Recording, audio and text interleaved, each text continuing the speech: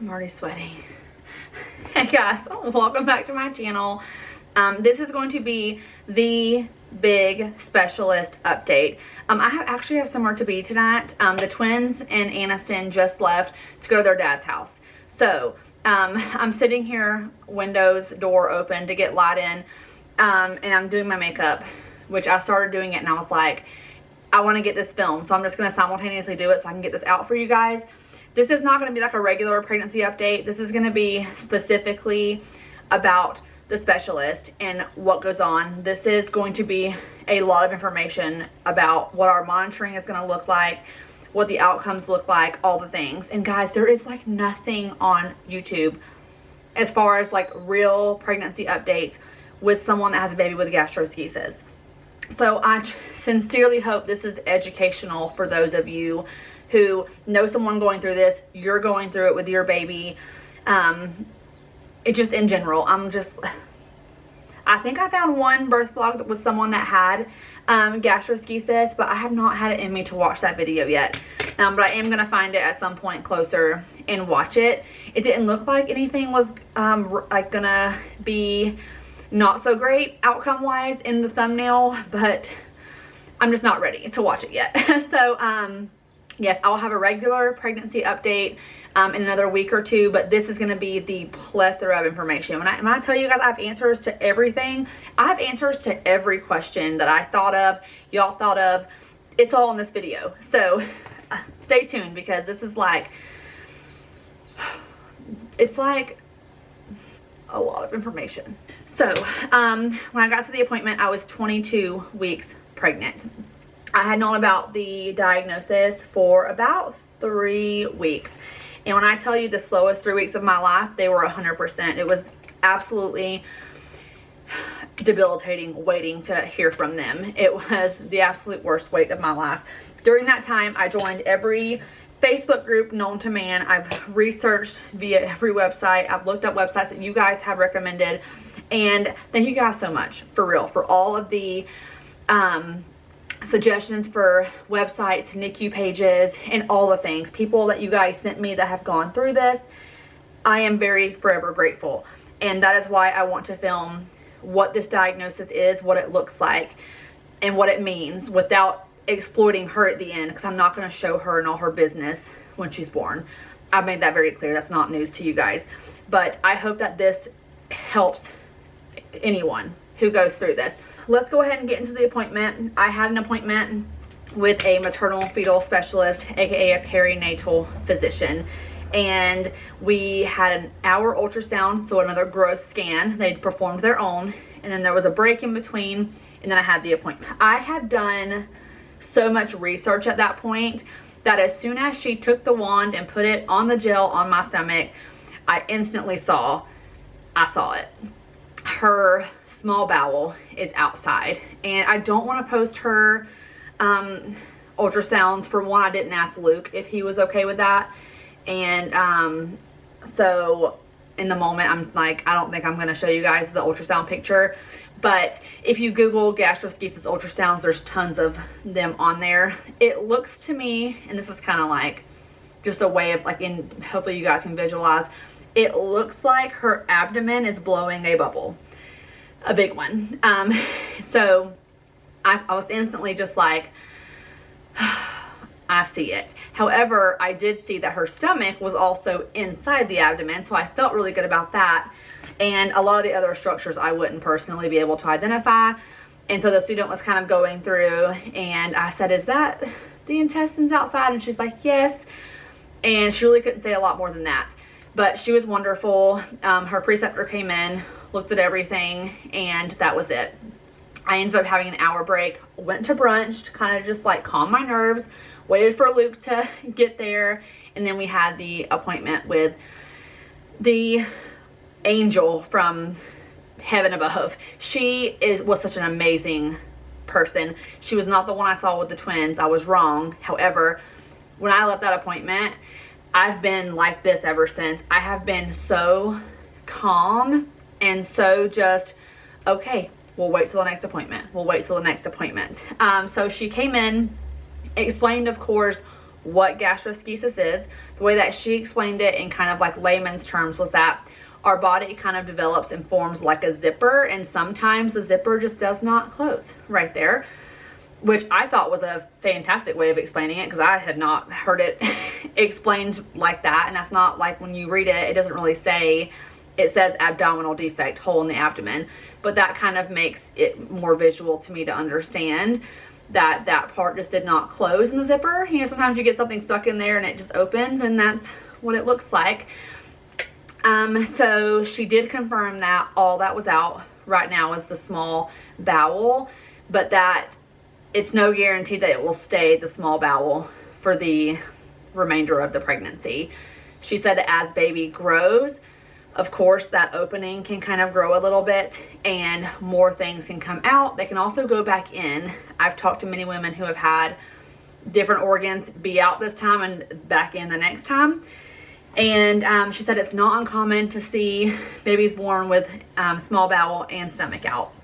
And so that made me feel better about the next time if I go, if we do see the stomach on the outside. She said, however, and this of course is just me being completely honest with what she said, if the liver is out, that is a lot more of a high concern because the liver is a fixed organ, and I can't really show you guys. It's on the top of the abdomen off to the side. But if the liver is out, that means that the opening or the hole is a lot bigger than they would expect. And right now, we don't see that. And I'm very thankful right now that we don't see that. So I'm taking this as like a win. This appointment was a win in my eyes. And so everything with the ultrasound looked great. They do reschedule you if you have a baby with this. They will schedule you for an echocardiogram, which is an ultrasound of baby's heart, just to go through to make sure that they're not missing anything. There are a couple defects they cannot really diagnose till after birth. However, right now everything looks great with ours, but they always do the detailed ultrasounds just to make sure we're not looking at anything else. I'm not 100% sure if heart defects usually accompany this diagnosis. I honestly can't remember, but they do take caution and just double check, and like you can't be too safe, right? So might as well just do that. And so that was scheduled for next month. As far as monitoring, because this is a big one, and from what she told me, it's pretty standardized across the board, the monitoring, and my monitoring schedule is almost exact to everyone else that I've talked to. So at 32 weeks, which is in 9 weeks from now, I will start going in. And so right now I'm being monitored twice a month, once at my regular OB, once at the specialist. But at 32 weeks, they will have you come in bi-weekly for NSTs, which is just a non-stress test. They put like the little monitors on your stomach, and it monitors like baby's movement and things like that. They're looking for D cells in the heart rate if you were to have a contraction and things like that. So that's twice weekly, which can be kind of overwhelming, especially for me because I have changed my work schedule at work, and I work nights now, 3 nights a week. And so that's 8 times a month you will have NSTs. And then you also have your 2 appointments with a physician. And then you will also have your monthly biophysical profile, I think is what BPP stands for. I'm not an OB nurse, guys. So that measures like a whole panel of things, amniotic fluid, movement, practice breathing, things like that. So, and if you do for some reason fail an NST during the times that you have one, you will go have a BPP to confirm that, or for them to say, no, you're actually really good. It's nice they don't just jump to freaking out. They have like a backup plan to check their health. I'm out of breath. Okay, so growth with these babies is a big thing. Right now she's in the 26th percentile, and that's not alarming whatsoever. However, she's told us that at 28 weeks and after, so the 3rd trimester is when they start to see the growth kind of drop off. They never want to see it streamlined straight, but they do see it drop off. The majority of these babies are born with something called IUGR, which is intrauterine growth restriction, meaning they drop below the 10th percentile. And so right now she looks great, but we are aware that she will drop down. So most likely she will be a small baby. More often than not, these babies are quite a bit on the smaller side. And so if they just tend to watch that to see. I've spoken with several women who have had babies in the 0.5, 1, 2, and 3 percentile. So they're prepared and they watch it. These babies are also at risk for decreased amniotic fluid. They keep a big watch on that doing the BPPs. So I'm not, everything that I feel like I was before stressed about, she's told us about how they monitor them. So again, it's brought me a lot of relief. As far as anything else they monitor for, they monitor a lot for bowel dilation. So when babies are in the womb, they swallow amniotic fluid. Because the intestines are on the outside, it kind of cycles through a little bit slower. So the fluid will get kind of stuck there and it dilates. And they do look at measurements as far as that dilation goes. Again, nothing that I can worry about because I can't be at home measuring to see how much is dilating. So takes the stress off of my shoulders and keeps it on their shoulders. The big concern with bowel dilation is when it occurs on whatever is left internally in the baby, which could indicate obstruction. And again, they're able to identify that, and that would be brought to our attention and might lead you to have to deliver. And so there's a number of things that can cause you to have to deliver early, and the majority of these babies are born between 35 and 37 weeks. A lot of them born because they go to an NST and baby is just kind of in distress and they decide it's better to take them then. And so in my mind, I know to be prepared. Probably at 32 weeks, I will have a bag in the car because that's when we start all the immense monitoring. And I feel like that's a good time for me to have everything at least ready as far as if I have to go straight to the hospital, I am prepared. And it's something that we'll be working on, which is crazy here in the next 2 months to just get the bag ready. It's also about to start raining outside, which I love. Let me see what time it is. Okay, you hear that? It just flooded. Okay, so what else? I'm trying to think of what else you talked about. This is a big question that I think I got on here. It's how will there is hail coming down. That is hail. Oh my goodness. Anyways, so they talk about method of delivery, and this was a big one that I got messaged about a lot. And I gotta rewind because if you are newer here, I'll give you a really fast snippet because this video is getting long on delivery. And my first daughter, I had what was classified as a severe shoulder dystocia due to size. Just basically that she was too big for my apparently narrow birth canal. She got stuck. It was a big deal. And we're lucky she has no deficits from that. And then when we had the twins, they were 5'13" and 5'3". My 5'3", baby B, got stuck also, had to be vacuumed out. So they were not really okay with me having a vaginal birth this time just because of the risk. And it was something that we were told at the very beginning, first appointment, before we ever had a clue, but before we knew anything was not technically 100% healthy with her. They were talking about me having a C-section, and obviously I was a little bit devastated, but because in a perfect world I would have a vaginal birth, of course. But we were okay with it because, you know, I would never risk the health of my child for my own, you know, selfish wants. So we were okay with having a C-section, and that was going to be it. We were originally from day one supposed to have growth scans every 3 weeks in the 3rd trimester to monitor her size, and that would have confirmed whether or not we were going to have a C-section. And we will be having obviously the same monitoring but more now.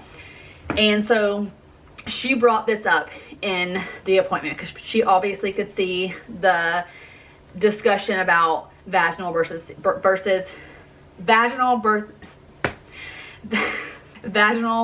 versus C-section.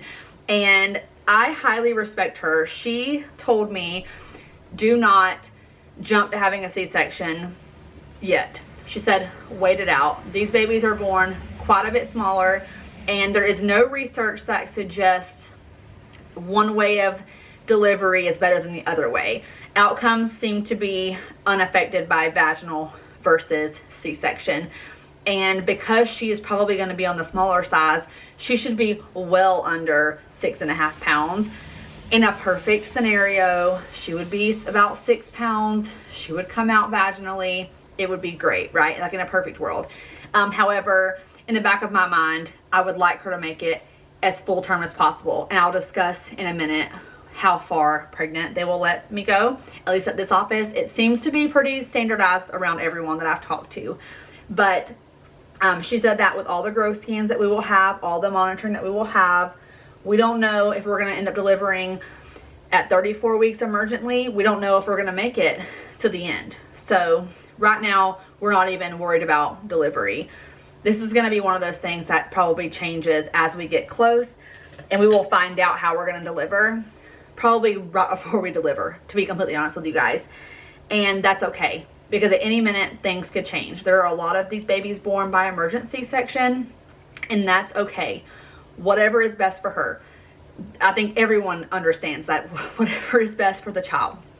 So as far as how far pregnant can you go, across the board, I have seen in all the groups and everyone that I've talked to that 37 weeks is that sweet spot in that 37th week. So everything up to like 37 and 6. My physician said I will most likely not go past 37 and 6, that they take them that day or before, and they want them to go as far as they can. Obviously not with something super concerning. They would take them sooner. However, they will let me go as far as 37 and 6. And I'll be honest with you guys, I would love to go to 37 and 6. I would love that, because the bigger the baby can get, the more likely you are able to fit those organs back inside of the abdomen. Once they are born, you just have the highest chance for a closure and surgery right away, which I will get to in just a second as like the last part of the video, kind of like what the surgery options are and what that means. So that being said, that's as far as I'll be able to go. I want to say that's like the first couple days in August. I'm due August 17th, which would mean that like August 3rd is 38 weeks. So I think August 1st or 2nd is the farthest I could go. And I would love to, you know, have a bigger size baby, you know, the first day of August. I think that would be fantastic. I think it would be amazing to get as close as we can safely. But she told us every appointment is going to be different. Every appointment, there's just variables they look at. They're at high risk for low amniotic fluid. You're at high risk for going into preterm labor on your own. A lot of women statistically go into labor in their 35th and 36th week on their own. So it's something that we just have to kind of stand by. And when you have high anxiety, not being able to plan, not knowing, it is very hard. I wasn't built for the unknown. I was built for a plan, especially when it comes to a little one, right? Like bringing a baby into your home and into your life. And now we have unknowns as far as when to deliver, what her NICU stay is going to be like, all the things. So that brings me to the surgical options to close it. And this was kind of the part that I was most unknown about, because everyone is so different. But best case scenario is that when she is born, she is big enough, meaning her abdomen and stomach, or abdomen like area is big enough to fit everything back inside, and they can instantly take her to surgery and fix it, and then she will go to the NICU. That kind of just starts the process of what needs to happen after that a little bit sooner. I know a little bit about what things have to happen afterwards in order to get them to go home, you know, a month or two later. But we are actually meeting with the pediatric surgery team here in 5 or 6 weeks. They actually called me yesterday to schedule the appointment. The surgery team did. And I was told that we would get the chance to meet them. And I didn't think they were going to call so soon. But they have a whole consult ready. And they're going to go over all the methods of delivery. Best case scenario, worst case scenario, what they look for and what complications. So I will have at least a video on what they do post, and I'm grateful, because that's the part of the knowledge that I'm truly missing, is the surgery part of it, and what surgery can get them home sooner, and what surgery can I hold her sooner, and you know, what surgery has the best outcome, and all the things that everyone who will get pregnant with this eventually, they'll all probably ask the same question. So I'm like asking it for all of us here that has the questions. But of course I am, you know, just, I'm trying to just know like what the options are, so when we have her, I'm not blindsided by, oh, you can't fix it right now. Well, when can you fix it? Like I think it's amazing that they are doing that. And I think it's very common practice that the surgery team will meet with you. If you're here and pregnant with this and they haven't mentioned it, please ask about it. It was just automatically told to us that we would get to meet them. And a relief is more than I can say right now. So I'm very, very thankful for that. And I think that's everything. I don't really have much to say on that because I haven't met with them yet, and that will be coming. We see them in June, so I will obviously update you guys past that and educate you on what I find out. So I know nothing right now except for what I have read and what I see on the groups and things like that. So I think that's everything. I think that's everything. You know, this is going to be a change by the minute update. This obviously was like a huge surprise, blessing, but surprise. And this has been nothing but surprises since I found out. So she has just really kept me on my feet, but made me super thankful to be here and be able to even be pregnant right now and have a good outlook upon it, and have this community of people in the gastroschisis groups. And it's really, you know, forced me to educate myself. And a lot of you have asked how Luke is doing. You guys know he doesn't YouTube at all. And, you know, I think for me, I have a medical background.